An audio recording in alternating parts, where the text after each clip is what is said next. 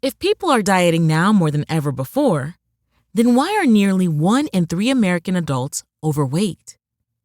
Dr. Gundry, who's helped thousands lose weight and feel younger and healthier than ever, says most people are not getting enough fat-burning MCTs from their food. MCTs are a special kind of compound that instead of turning into fat when you consume it, turns into ketones, which is a chemical that breaks down the excess fat in your body. So, by getting more MCTs in your diet, you essentially flip a switch that puts your body in caloric bypass mode, which can flush out excess fat and calories. And he's created an easy way for you to activate caloric bypass right at home. It's called MCT Wellness. This powerful blend of fat-flushing MCT powders and antioxidant-rich polyphenols is designed to help you unlock your body's fat-burning, energy-producing potential. What's even better is that it's a delicious drink. I love how incredible it tastes. All you do is add a scoop to water, enjoy, and watch as you start feeling slimmer and more energized. So, if you want to experience a quick, easy, and effective way to melt pounds fast, go to GundryMD.com/energy and order right now to get up to 53% off your regular price order with a 90-day money-back guarantee. Again, that's GUNDRYMD.com/energy.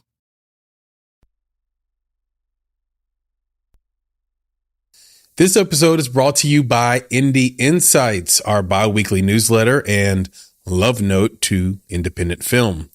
Inside, you'll find tools, tips, and tricks vetted by industry professionals, independent films that will inspire your creativity, filmmaking events where you can rub elbows with filmmakers just like you, and so much more.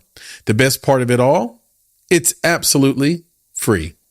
All you have to do is go to www.bonsai.film/subscribe, and within a few clicks, you'll be part of our newsletter community. Again, that's www.bonsai.film/subscribe to get Indie Insights, a free bi-weekly newsletter from Chris and Nick at Bonsai Creative.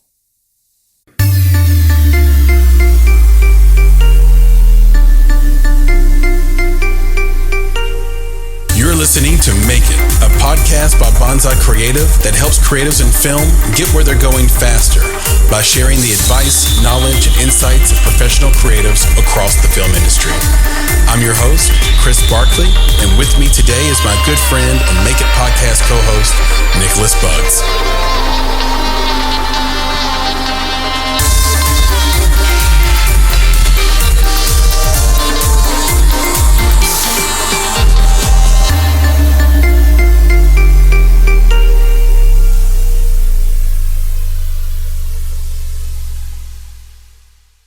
Hello, Chris here with another episode of the Make It podcast, and this is an Indie Talk week, and that means I'm here with my good friend Nicholas Buggs, also the co-founder and co-host of this podcast. Nick, would you like to say hello? Yes, I would like that.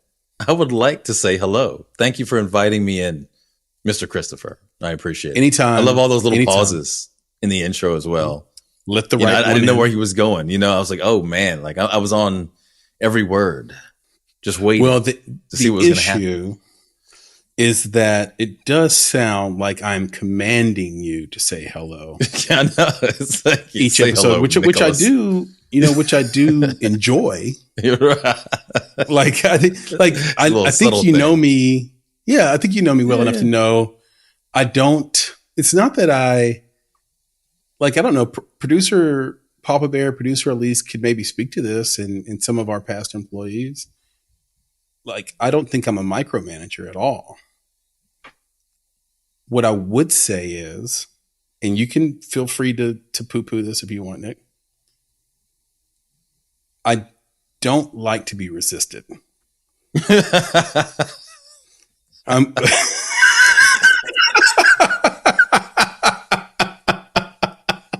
I say, and you know why I'm laughing, because it's absolutely true. It's hilarious. What do you think about that self-awareness? Oh, dude, it's great. I know you know that. Like, I know you know that. And I just, and what's great about it is that when you do get resisted, you get all flustered, see your face change. And it's great. It is what it is, and it's like, it's funny, but yeah, it's good to have that self-awareness.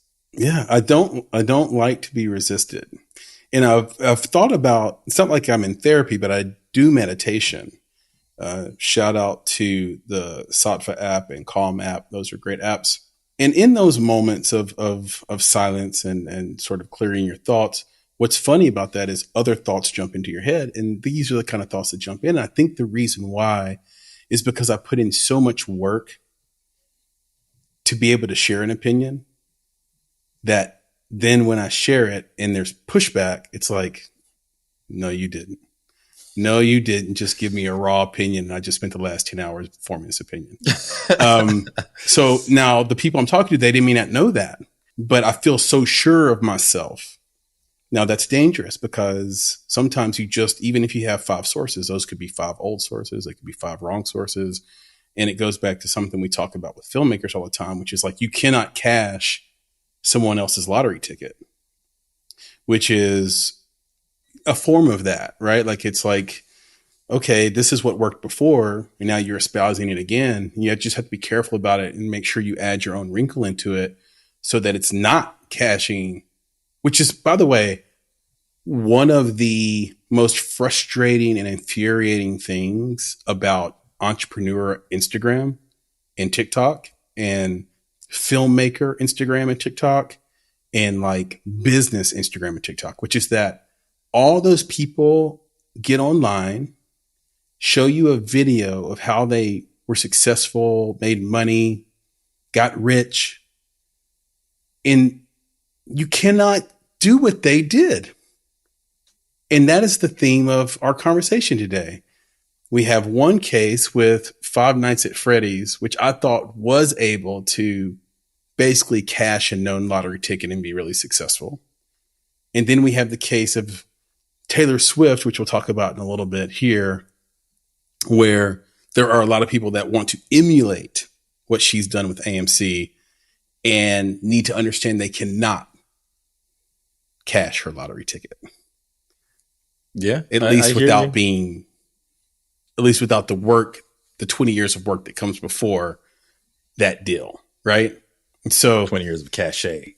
Yeah. We head into the holiday season. I cannot believe it's this late in the year. When this publishes, it'll be mid-November, basically. Everybody will be ready for their pumpkin pie and turkey and tryptophan and arguments with their in-laws over the upcoming election season. I hope you guys stay together. I hope you guys can overcome it. Stay together. Just know that both candidates are bad. We don't want Biden. We don't want Trump, really. I mean, not really. Do we? Is anybody mad at me for saying that? I think that's fair. Unity. Yeah, read his shirt. So it is. That's what we're headed into. So we're going to kind of see Oscar season movies, and we're getting to that last stand of big box office movies and horror films before we get the Oscar movies and then the big box office Christmas movies, right? That come out every November and December that bring the family together, but aren't designed to win an award, let's say, necessarily, which I know isn't always the case because you had Glass Onion from a few years ago that did so well. Or not Glass Onion, but the first one. Glass Onion was the Netflix sequel. And so we should talk about sort of the success of Five Nights at Freddy's, both as an IP play, but also just this idea that like Blumhouse never seems to miss. I heard a distributor say to me recently at a dinner that he doesn't make any money and that all the money they make is on their TV. And I'm just like, when you hear somebody say something and you're in a group, you have to pick whether or not you're going to like derail the entire dinner. Like, are you going to die on that hill? Or are you going to let that little factoid that isn't a factoid just roll off the tongue and just like keep going? And I just chose the second. I just chose to let it live where it is. I didn't question too much. I left it in my mind as, that was an interesting thing to say. Now, this person apparently knows people at the studio and has inside baseball. So there is the chance that he could be 100% right and we've all been fooled. But this movie has now done, in about 8 days, $85 million in the box office. That doesn't count all the other IP, the Peacock streaming, any of that stuff. It's just straight box office, $85 million against a $20 million budget. So even if you said that Blum spent 60% on P&A, that's above the production budget. That's still going to be a profit, right? Like that's still just $45 million. Not just they didn't have to spend any money. No, they did. They did a trailer and stuff like that. I think they did one or two of them. But ultimately, the IP is so strong, they didn't need to do a lot. They just said, "Hey, it's coming," and everybody's like, "Okay, just tell me when, and I'll be there." That's it. Yeah. So I think it's great. Again, like you said, it's IP. So it's IP. It's been around for a long time, and my son is like completely weirded out by it, but interested in it. And what do you mean weirded games. Out by it? He's weirded out. It's like this sick obsession kind of thing, right? Like he knows that he's kind of freaked out by it, but it's interesting and it's compelling, so he wants to play, which he does, but it's not a game he plays all the time because it's scary. But there's a lot that goes around this, which is, so not only do they have the game, and I guess there's like multiple versions of this game, but there's like 9 versions. Yeah, but there's fan lore that goes around it. So he gets to see this stuff pop up on YouTube and, well, they think this and the other people think that. And maybe this Golden Freddy is this person. And, there's all this stuff. So there's just enough chatter around it to make you curious. And then even more curious as to, well, how are they going to represent that lore in the movie? Will they be true to it? What is it going to be? So anyway, he wanted to watch it in the worst way. It was on the calendar at the house. This is when it's coming out. Dad, we got to watch it on the day that it comes out. Got to watch it. Yeah. Come on Peacock. So that's the other part. You said it did really well in the box office, but there's a really good deal that they cut with Peacock for it to come out on the same day. So that was some money in the bank right there. Yeah. And we watched it and he asked me, Dad, what do you rate it? I was like, I give it a 6. It's not terrible. It was not great. So he was disappointed in you for sure. I think he gave it. He wanted you to give it a 9. I think he wanted me to give it an 8, right? I think that's what he gave it, was an 8, because it pretty much kept to the story. There's some other things that happened that weren't spot on with the lore that he knows, but he thought it was pretty good. And it wasn't super gory. It wasn't super creepy or scary in any way. There were some spots in there that he had to turn away, but generally it was a good kids movie. So, and when I say kids movie, this is what I mean. Yeah. You and I will talk to filmmakers about how they're writing their story. And we're like, look, make sure you show, don't tell. Yeah. Don't tell everything through the dialogue. You show it. Show what happens, right? Well, in kids movies, you tell. It might be like a 50-50, right? You let the characters say everything because the kids aren't going to pick it up all the time if you show. So there was a lot of that. There was a lot of telling. But the kids like it. Yeah. That works for them. It's good for that audience. So that's why I said it's a 6. It wasn't fantastic, but they didn't screw it up. So it kind of sat in the middle. So plus me and you were corrupted, right? Like we have seen enough horror films and enough scary stuff in real life. Right? Like honestly, like we've seen enough scary stuff in real life where it's like, that didn't scare me. But to a kid, it's all new because what it reminded me of was It. Yeah, the fanfare that was around It. Because when It came out, I want to say my son might have been 14 when it came out, or 13, and or younger maybe. And then maybe that was my oldest daughter that was 13 or 14. But they all had to go watch it. It was mandatory viewing. It was scheduled viewing, and they all were altered by it. For me, it's a silly clown in the gutter. For them, they still talk about it. It's been a decade almost. They still talk about it. It's still like that's that one that sort of exposed them to the world of the horrific. Yeah, I don't want my son talking about it. And I think that's the point. So I've had the conversation with him after we watched it. I was like, yeah, we're done. We're done with this horror stuff, man. No horror video games, no horror movies, because, I don't know if you know the premise of this story, which isn't just the film, right? It's the game. I will admittedly say I don't know a lot about it. I don't want to come off as ignorant, or I don't want to come off as inauthentic about it. Haven't played the game. Let me give it to you. Facts. My angle is all from a filmmaking, and here's what the movie did. Let me just give it to you. It's okay not to know things, Chris. That's right. It's all right. That's right. So the premise is that you have this basically a serial killer who has killed several children, and in order to conceal their bodies, has concealed their bodies inside of these animatronics. And because the bodies are concealed inside, it is clever. Their spirit basically inhabits these animatronics. So I'll just leave it there. So it's like Chuck E. Cheese. Yes, 100%. That's when I saw it the first time when you played the game. I was like, oh, that's like Chuck E. Cheese. But here's the thing. So for me, now I'm sitting here with my kid, right? He's 12 years old, and he's watching a story and playing a game about a serial killer who murders children specifically, stuffs their bodies in animatronics, and then their spirits are stuck in the animatronics forever, right? And then now the animatronics are off killing people and doing things. I'm like, man, it's a horror version of Wreck-It Ralph. Yeah, we don't need that. Yeah, that's right. Like Wreck-It Ralph's kind of trapped in the game, right, and doesn't realize it. And then these guys are trapped in their animatronics. Yeah, but they've been murdered by a serial killer. I just don't know why my son needs that. What was the name of the place? There's Chuck E. Cheese, and what was the other one that went out of business? Oh, I don't know. The bear. That one had maybe that's what it's based off of, because Freddy Fazbear or whatever. But yeah, I don't know. There's Chuck E. Cheese, but it was another one called. Oh God, people are like screaming at the screen right now. Like, the name of this. This is what it's called. If you remember it in the comments, just tell me. It's been on a business. Showtime or Showbiz Pizza. That's what it's called. Okay. I found it.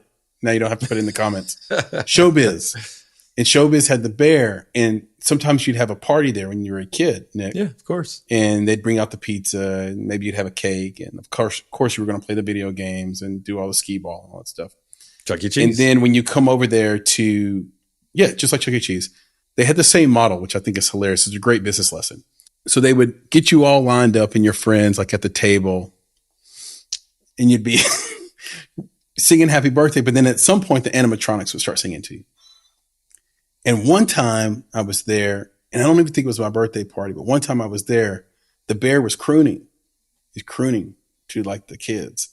And then at one point he just kind of was like, he just paused and stared. He just kept staring at one little kid. And that's probably where they got the idea. These animatronics will freeze up on you. And happy birthday. And they just kind of stop and look at you and just keep staring at you. And that, I bet, that's probably where it came from. Is some kid got stared at too long by Showbiz Pizza Bear and said, "Oh shit! Well, how do we make this to a game?" That's because these things are actually scary. Yeah, I saw. My wife had a picture that she sent me not too long ago. Actually, it was her when she was a kid, and maybe it was Showbiz Pizza, because she was standing in front of all those bear animatronics, and it's so funny to see. Like, it's like kids playing, Atari these days. I'm looking at these animatronics, and I'm like, those things are terrible. Like, look at that. It looks terrible. But at the time, we probably thought it was the coolest thing ever. So anyway, and they would tell us to do stuff. We would obey. We would obey Chucky. Now spin around. Yeah, okay.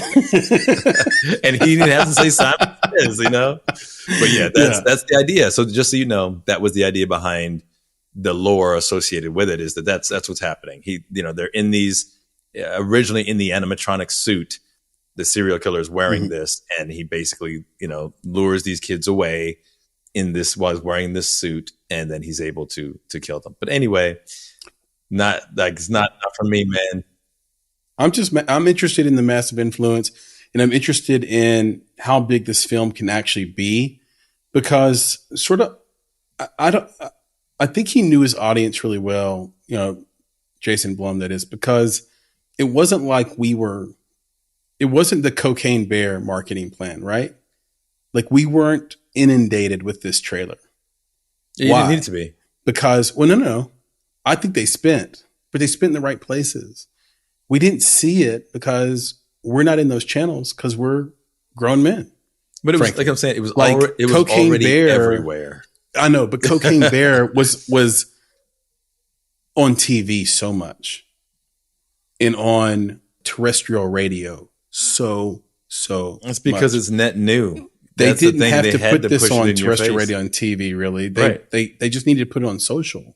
Well, it was on the internet already. In the internet. And they realized that, and it worked really, really great. Yes, IP. I'm seeing that where producer releases like animatronics are slightly terrifying. Slightly. Is it right? Yeah. By the way, the name of that first movie was Knives Out, of course, the one before The Glass Onion. So thank you, producer release. But yeah, so great job knowing your audience. Great job on the rollout. The box office showed up. Because here's the thing. Maybe this podcast, for those listening to podcasts that don't know you that well, know that you just don't do horror. This isn't like a decision you're making just for your son. This is really a decision to say, hey, son, you're going to be like me until you're 18.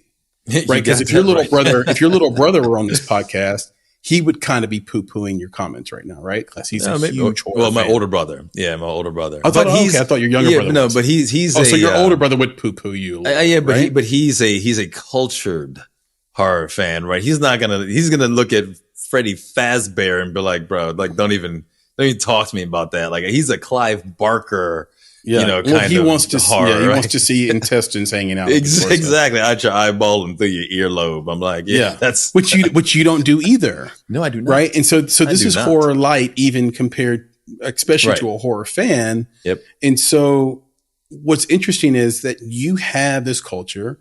I'm sure your son knows you have this sort of feeling. I'm sure he had to talk to you about watching it and you had to express this feeling. And yet he still wanted to watch it. Oh, yeah. I was talking to producer Elise earlier. Half of her friend's office went to go see it at one time. It becomes a social phenomenon. It becomes network effect. I'll watch it if you go watch it. Yeah, but they're also playing the game. That's what I'm saying. Like it's already built up. That's network effect. Like so many people are playing this game or talking about the game, involved in the lore about the game. Like there's so much of that IP that's already there. And I have to add that Blumhouse, not only did they grab the IP and know that the IP was going to work, but they actually tested the waters with Megan. Yeah. Right. So Megan was PG-13 as well. And kind of gave you that, okay, let's get in there where it's horror, but it's PG-13, it's accessible, right? So 13 and younger, but it's accessible. So let's see how that goes. And I think it did well. Now you take that and you 10x it with the IP that is Freddy Fazbear, and it's like a no-brainer. It's just like, this is going to be too easy.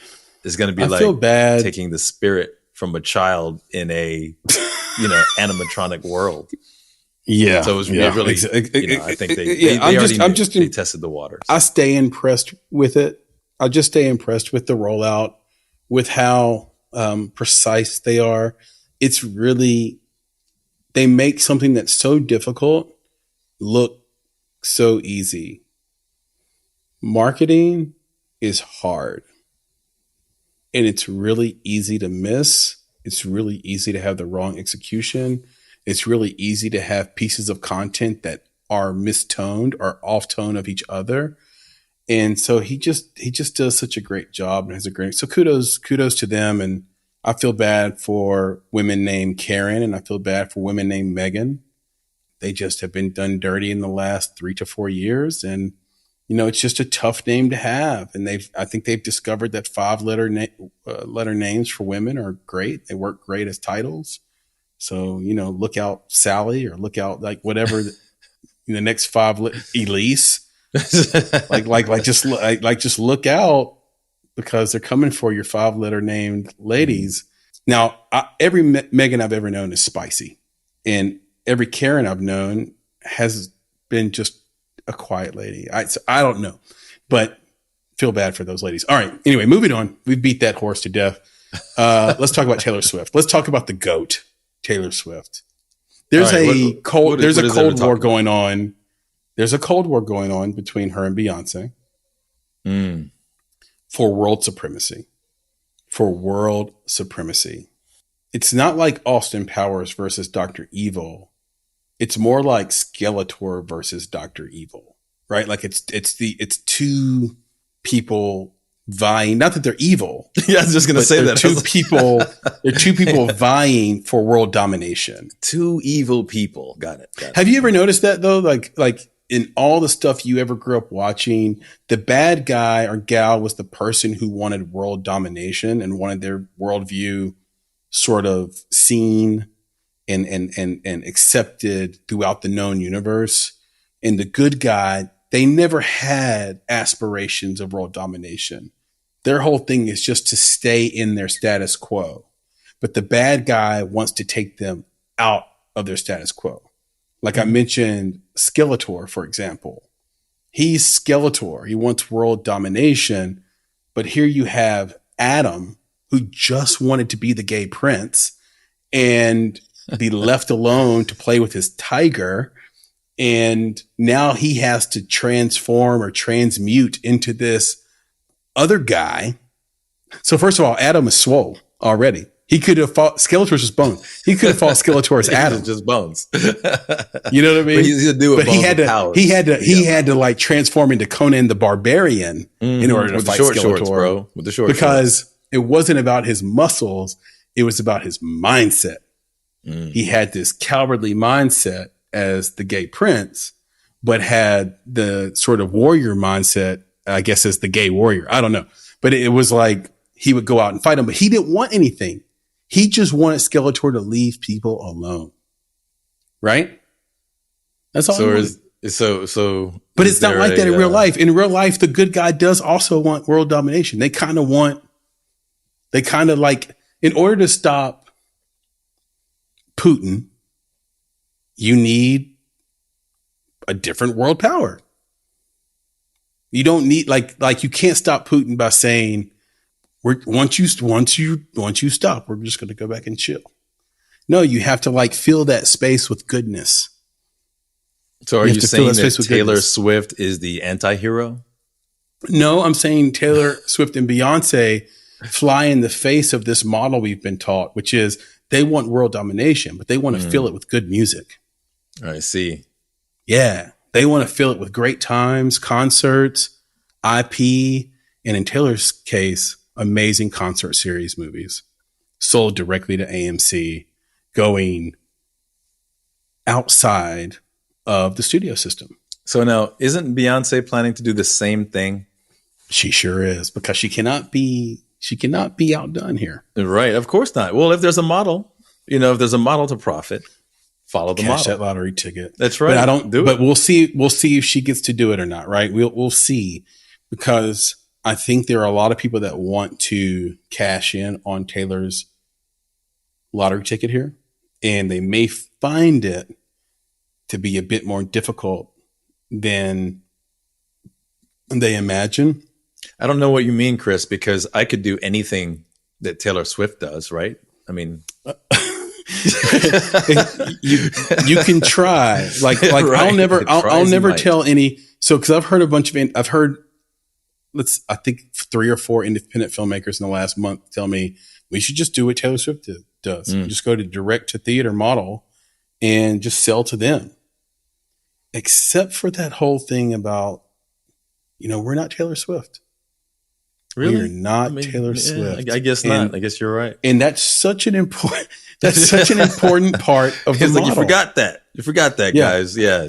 And if you are a fan of this podcast and have been listening since day one, you've probably heard us talk about how frustrating it is to see comps in a filmmaker's perspectives, because the comps are they just show such poor judgment, I guess, in terms of the curation, because you can't compare your movie to a movie that had A-listers in it, even if it was low budget. Right. And because it makes a massive difference. And my latest talk track and advice to filmmakers is don't put comps in your prospectus at all. No one respects it anyway. No person with money cares about the comp unless they're a newbie, unless they're green, unless they're a novice. Then they care about, they're like, oh, we're going to do as good as this movie. We're going to do like the same as Paranormal Activity did. Awesome. Like everybody else knows, like, no, that's not it. Tell me what the story is. Tell me about the execution, who's on your team, and what's your model? Like, what's your business model? Like, how did you structure your financing? Is there anybody interested in your movie? What's your following? Does anybody have a brand? Like, these are the questions that get asked, right, by people in the know. So this goes back to, the whole thing with Taylor is like, Taylor's not a good comp for what you want to do. Like, I want you as an independent filmmaker to go sell directly to AMC. I do. And I want to see it work. But I think you're going to have a different experience than you think you might have doing that without representation, without an entertainment lawyer, perhaps, and certainly without Taylor Swift as your name.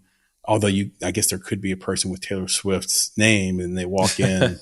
Wasn't that an Eddie Murphy movie where he like won an election because he had the name of the other person, and then only until much later did they find out it wasn't really him. It was like, it was Eddie. Too late. It was too late. Like, what was the name of that movie? That movie was classic. It was great. I think it said one name. It was the guy's name. I can't remember what it was.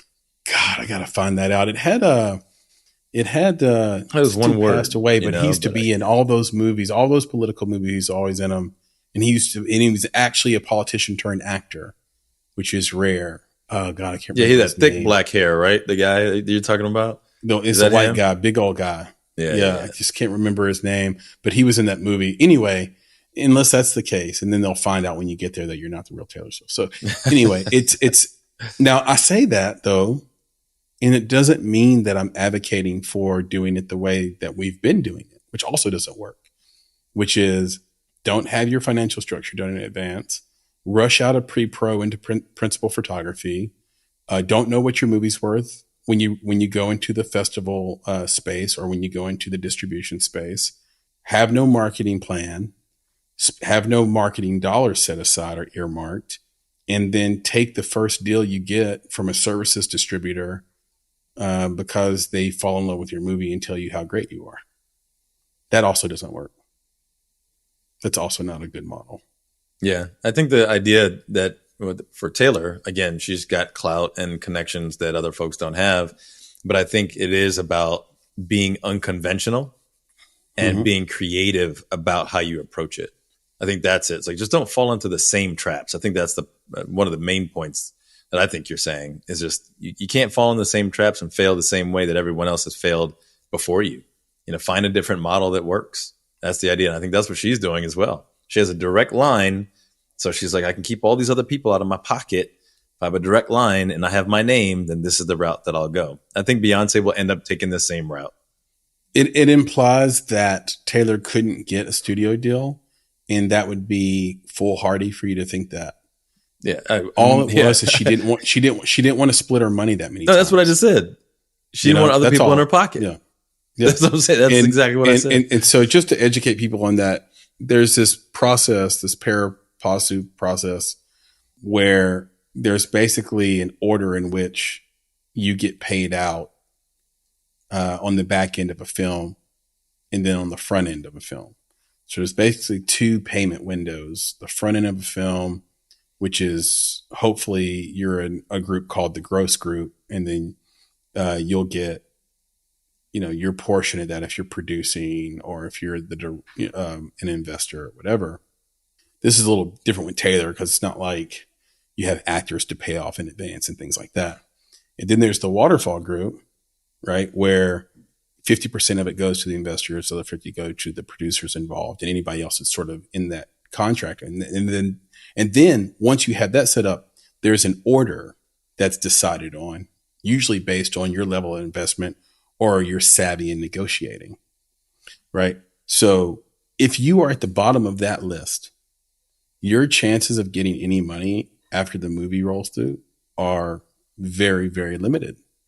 So it's almost like a game of Duck, Duck, Goose, right? Like you have to not be the person without a chair.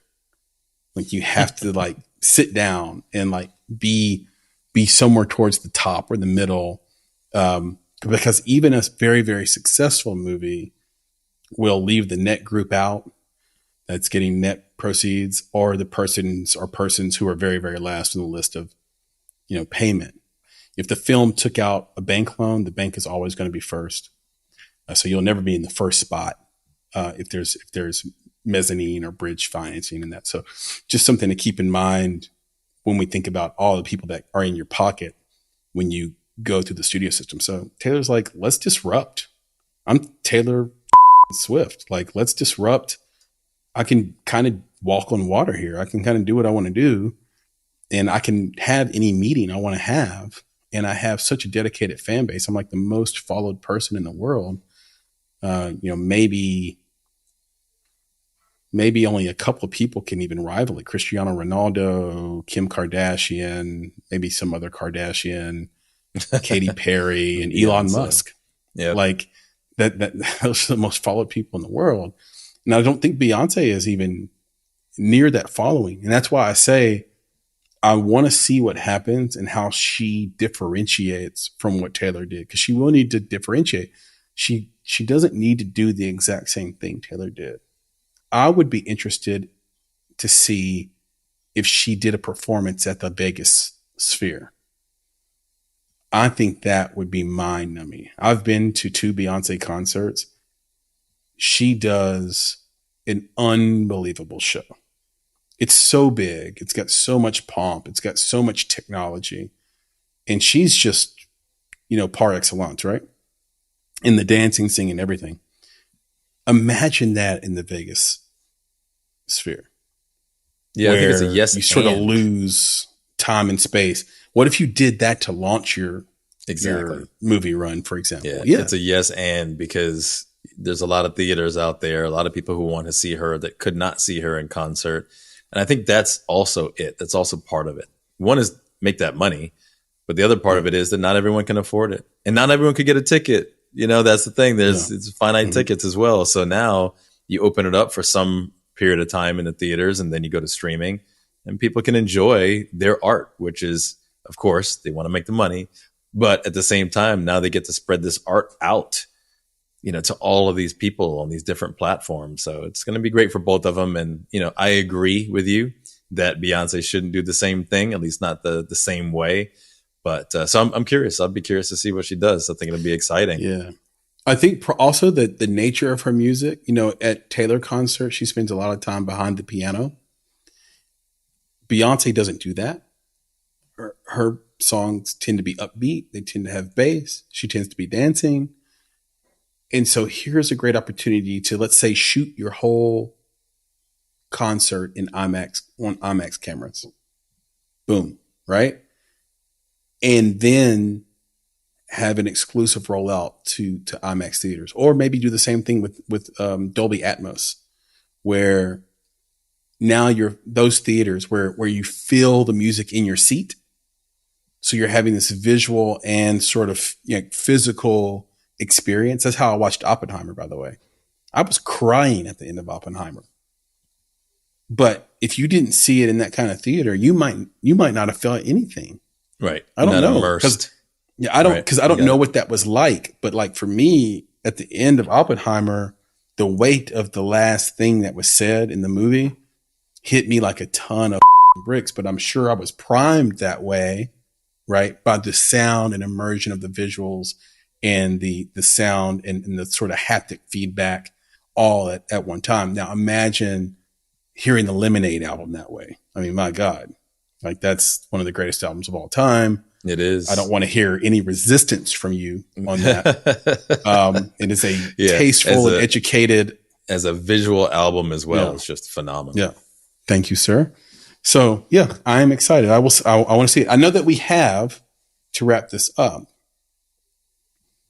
a very interesting and not esoteric necessarily, but interesting and sort of outside of the mainstream culture check. So, Nick, Ooh, look at you, teed it up for me to say culture check.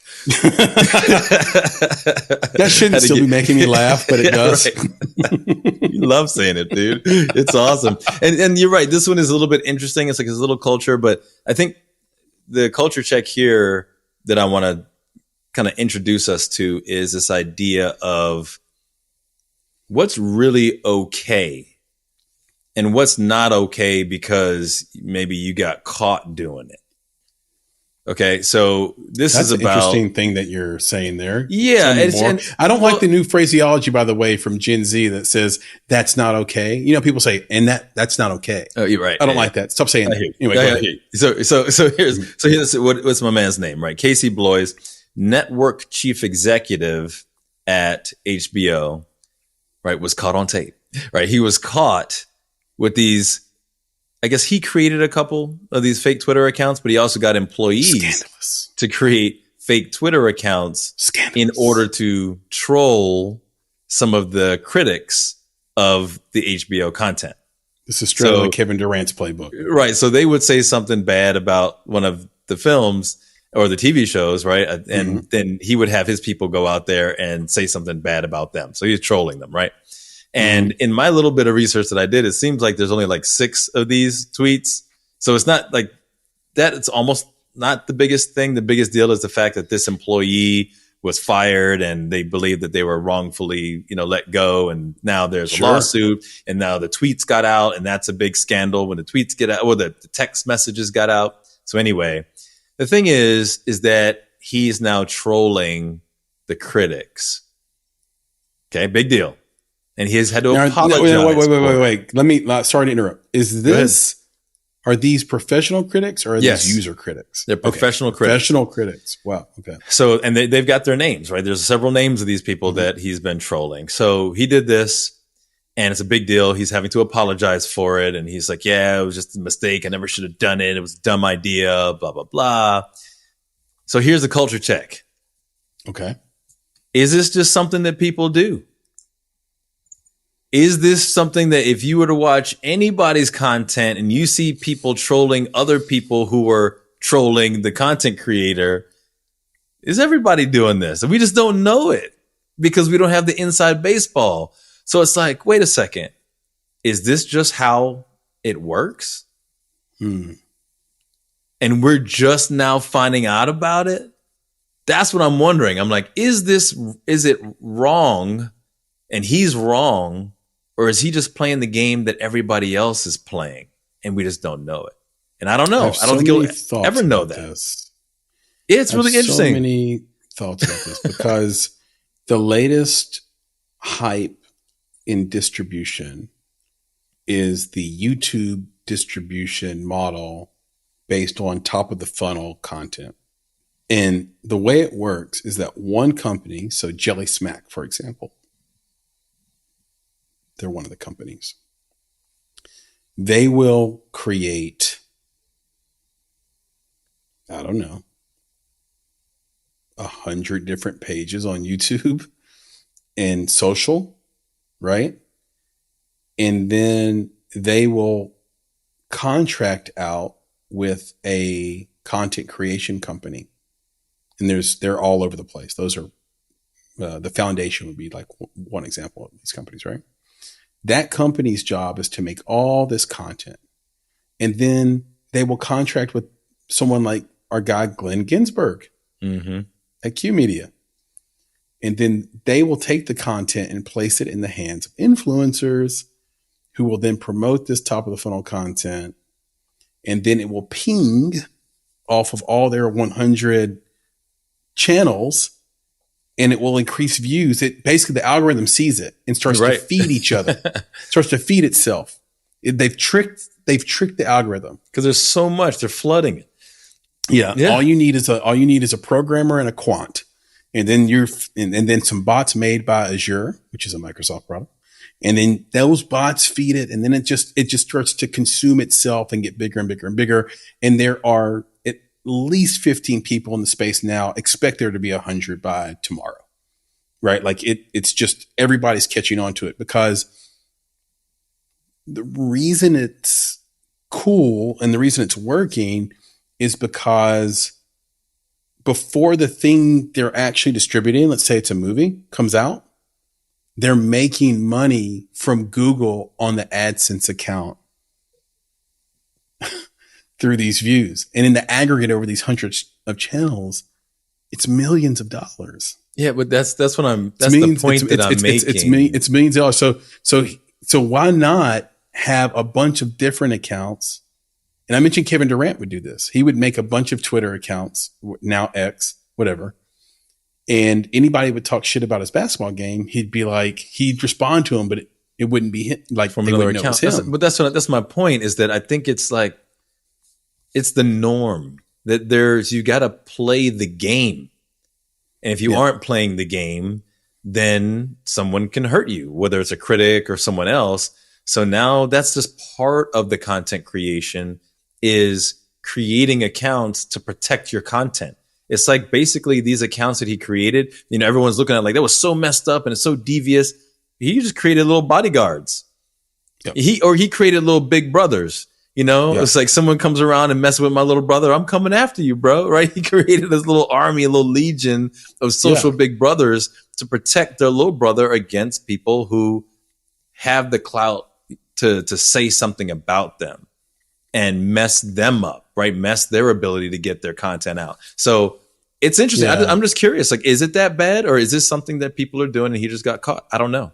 I think people do it, and I think it's terrible when you get caught. And for that reason, I don't like it. I don't like it. And it's one of those things, because I can do it, but should I do it? It's possible today, but should I do it? I'll give you an example to bring it back to culture. We are in the age of cloned dogs and cats, space stations on the moon, 1 million satellites in the sky.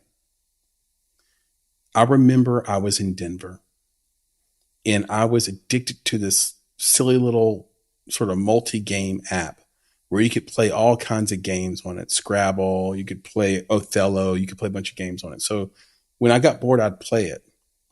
And I remember getting up from my bed and saying, dang, I got to take a poop. So I went to the bathroom, sat on the toilet, and I started beating this guy's ass at Othello, which is a strategy game. So if you like chess, you'll like Othello. And he got mad at me and commented that I was on the toilet. So I realized at that moment my camera was on, and the person on the other side of the game could see me because it was probably a fake user. And it was a developer playing against me to keep the company afloat. I literally dropped my phone out of shock. So just because he can do that, should he have done that? And so the culture that we're in now is where you are not going to know when something is real or not. You are not necessarily going to know 100% that your cameras aren't on and that your microphones aren't listening. I mean, I'll go further than that. Say there are sometimes for sure there are 3 microphones on listening to you. And we just kind of live in this sort of narrow space, this sort of designed ignorance where we just we don't want to know what's on the other side of the wall, right? Like we can live in this space like, okay, because otherwise we have to admit that we're over a barrel in almost every way. And so this is just another example of it. And the thing that's terrible about it is that an artist desperately needs real feedback. And when you attempt to thwart actual feedback, then the art starts to die. And the enjoyment of community, you have to take it all. You have to take the shitty reviews with the great reviews. It's just the problem is we're human and we remember the shitty ones and forget about the ones that said we were the best artist of all time. Yeah, but we're humans and we also don't like humans picking on us. And I think that that was potentially part of this discussion is that these folks just don't like the stuff that we create. So every time we turn around, they're saying something bad about what we're doing and they seem like that they're comes jiffies. With the territory. Right. But it also comes from with the territory that they're human and they're like, again, I want to get back at this person. Why should I allow them to continue to basically in their minds, right, troll me? I'm going to troll them right back. Right. Yeah. So in any case, my big thing is about from the culture perspective is somewhat about what you were saying about should we? But that's where I am with that line. It's like, should you, from an ethical perspective, you might say no. But if this is how the game is played, let me give you an example, right? So I play soccer. One of the things that you do on the soccer field that's like constant, especially if you watch professional soccer, you grab the other guy's jersey. You just do it. Are you supposed to do it? No. If you get caught in certain circumstances, that's a penalty of some sort. So it's wrong. It's against the rules, but everybody does it. And if you don't do it, man, you might get kicked off the team because you're not playing the game the way the game is being played. You're at a disadvantage if you're not pulling the other guy's jersey. So that's what I mean. I feel like there's a culture around content that is maybe it's more towards pulling the jersey than we even imagine. Right. And, you talk about pulling back the curtain. I think that's some of what is happening for me. It's like you start looking at this like, nah, man, this is how you got to play it. If you're not playing it like this, you're not playing hard enough and you're not going to win because this is how the game is being played. It's sort of baked in corruption, right? Also in soccer, the flopping is sort of baked in. And if you don't do it, you can get yelled at by your coach. You might get yelled at by your players. Like, just go down, bro. Like, why would you try to stay up? Because if you went down, you would have gotten a penalty. We would score. Why are you staying up? What's the point of that? You want to win or not? Right. And so when you're in a situation like that where the corruption's sort of baked in, then it becomes a norm. Because what you just gave me was the Lance Armstrong argument. Lance Armstrong said, you shouldn't take all these Tour de France's from me. Every single person was doping. It's been proven that every person was blood doping. There you go. So therefore, I really am the best. Right. and you gave me the Barry Bonds excuse. Barry Bonds is like, hold on. Playing field was level. Oh, these people were sorry. And then all of a sudden they're great. I'm going to start roiding up too. Right. Because I'm actually a great baseball player. Yeah, exactly. Right. Because people don't remember that Sammy Sosa wasn't Sammy Sosa until he got jacked. Bro, was The Rock this version of come on, man. The Rock all of a sudden, went from just a very big personality to a huge dude like that. Yeah. He wasn't just eating poi. Come on, man. Fun fact, The Rock went to my high school for a semester. He went to Glen Cove High School. Nice. And in Nashville, Tennessee. And he dated my sister. My sister Angie dated The Rock. Nice. I don't know for how long, but I'm sure he will not confirm it. but she definitely brings it up. What's funny about my sister? She's not remotely. She never talks about it. Like she's not remotely fazed by it. Never brings it up. Never thinks about it. Yeah, he was a kid then. Yeah.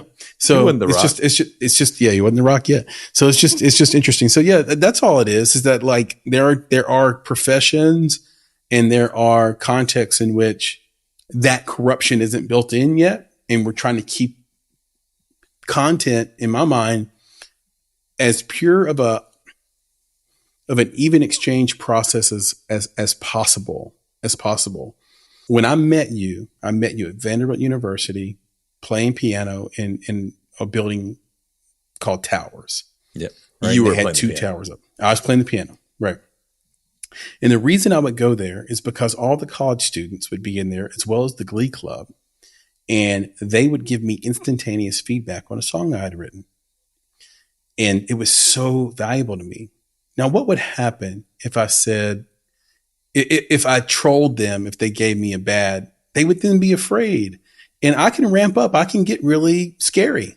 I know I don't look like it, but I can bully people. And then they're not giving me the answer that's true anymore.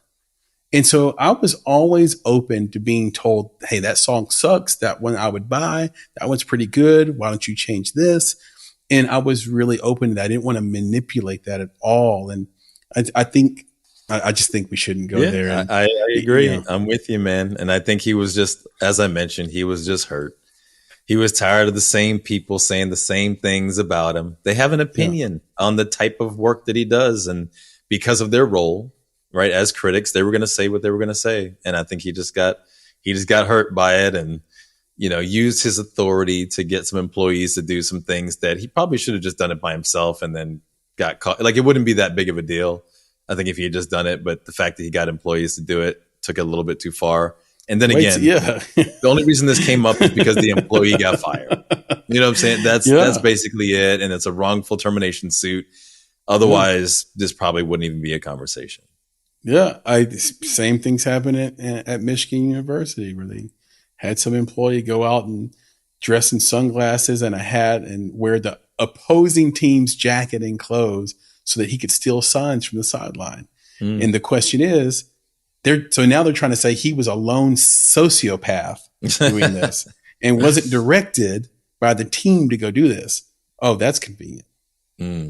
Maybe it's true. Maybe it's true. It is. But I'll tell you this, for those listening and watching, if you ever want to find out if you're inside of a matrix, or what we say inside of a culture check yourself, just imagine being inside a giant, let's say, project or apartment home in Chicago or New York, let's say, where there's like 50 stories and thousands of tenants, right?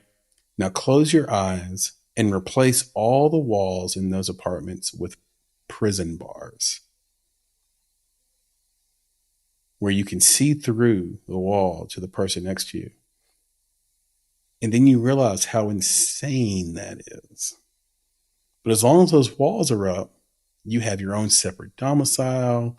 You're in your home. You're in your 1,000 square foot apartment. It's all good. But if those walls turned into bars and you saw straight down the line that all you guys were in these boxes, you'd freak out. It'd be a madhouse. Or let's say there were no bars at all. So just the frames, and you could walk from one end to the other. What kind of life that would be? That would be an interesting life. That'd be an unusual situation, right? And so you realize you've been put inside of a system. You've been put inside of, you know, an organized, thought out plan, and you were part of it. Or, like I said before, a matrix inside of a culture check. And so these are just ways for you to think about the situation you're in, whether it be tech or something else. So anyway, I love that culture check, Nick. I appreciate it. Awesome. And let's see what happens. Let's keep following this, because I want to see what happens with this and see if a lot of times these are dominoes. So one person leads to another person being found out, because no one ever wants to go down alone with the ship. It's like, yeah, I did it because I learned it from this guy at Warner Brothers. You know, it's like when Kobe told on Shaq for cheating on his wife. It's like, oh, I'm not going to be the only one cheating on my wife. All these fools were cheating on their wives. Right. It wasn't just me. Kobe was wrong for that. Rest in peace. Love Kobe. But he was wrong for that. He was wrong for that moment of weakness. Yeah. Like, you didn't have to tell everybody his wife. Come on now. Come on, bro. Yeah, let it go. You know, all good. Anyway, this was a good one. Yeah, I enjoyed it. Yep, for sure. Always. For sure. So we do. I would want to just announce some changes. So all those listening out there, if you are on Instagram, go follow us at _make_it_podcast on Instagram. So that's at _make_it_podcast. That's our new page. We've just recently started posting there. I know that we had it sort of empty for at least a month, so you might have thought it was a spam page. No, it's actually us. We've just decided to go in a different direction. We're going to post different things to our _ at Bonsai creative page, or maybe even just sort of eliminate it. But we just want to sort of simplify your ability to reach out to us. So we created this new page where we have a new approach, and it's going to be awesome. So reach out to us there. We will have a new podcast page coming up. So if you go to Bonsai Creative, you can still find, or bonsai.film rather, you can find the podcast stuff, but we have a new URL as well that will point to the podcast, right, Nick? What is it? The Make It Podcast. Yeah, the Make It Podcast. So some of those changes are coming, and so just stick with us. We also created a page on X that is slowly actually coming along, Nick. I've been pleasantly surprised with, especially again, because we haven't spent like $1 on marketing on anything yet, because we're still developing this new approach. But if you go on X, we're _ Make It Podcast there as well. So visit us there, follow us there instead of _ Bonsai Creative, or just follow both. And we would definitely appreciate you. We put full episodes up on YouTube. We put full episodes up on X. So you can watch it 2 places. You can hear it all the places you are already listening to it if you're just listening. So Apple, Spotify, you name it. And so please subscribe, like, and engage with us. And we will definitely engage back. If you want to engage with Nick, talk about the unity of the world, the future, the next 5 years, that's Nick at bonsai.film. You can reach out to him. He will definitely respond back. You can find me on X at Flame in Your Heart, or just search for Chris Barkley and I will come right up. And again, I will connect with you, reach out with you, engage with you. And we do that 100% of the time. That's our dedication and commitment to you. By the way, that Eddie Murphy movie we talked about before is called The Distinguished Gentleman. Yeah. Came out in 1992. Go watch that. That's it. Underrated, to say the least. The Distinguished Gentleman. Now you have your weekend watching, weekend viewing handled. And then last but not least, do support us in our newsletter. It's, I think, just a wonderful newsletter. Go check it out. It's all the stuff from around film that you can't easily find, stuff that's not going to be on Deadline or Hollywood Reporter, and stuff that's really from me and Nick and the team's heart and our passion for film. So you can subscribe to that at bonsai.film/subscribe. It's free. It's not a spam account. We don't share or sell your information. Again, bonsai.film/subscribe. And with that, I will kick it over to you, Nick, to leave us with the credo. Yeah, man. I will make that happen. And I got to say that it's always fun having these conversations. It's good to get into some industry stuff. Whether we're providing advice or just reflections on different things. I think the culture check has been awesome, because I think the culture needs to be checked every once in a while. We need to think about these things. So it's awesome that we get to have this opportunity, and we appreciate our team as well, Papa Bear and Elise, who hold us down and help us out throughout all of these episodes and help us do what we do here on the Make It Podcast. So with that, I'll say to our friends, our family, our fans out there, be better, be creative, be engaged. And thank you for listening. Nick, talk to you soon. Yes, sir. We'll do it again, my friend. All right, man. Gobble, gobble. Peace. You've been listening to the Make It Podcast. For more information about this episode, please visit our website at www.bonsai.film. If you haven't already, you can subscribe to our podcast on YouTube, Spotify, or Apple Podcasts by searching for Make It Bonsai Creative, and the show will pop right up. You can also follow us on Instagram, Twitter, and TikTok at _Bonsai Creative, and on Facebook and LinkedIn by searching for Make It Bonsai Creative.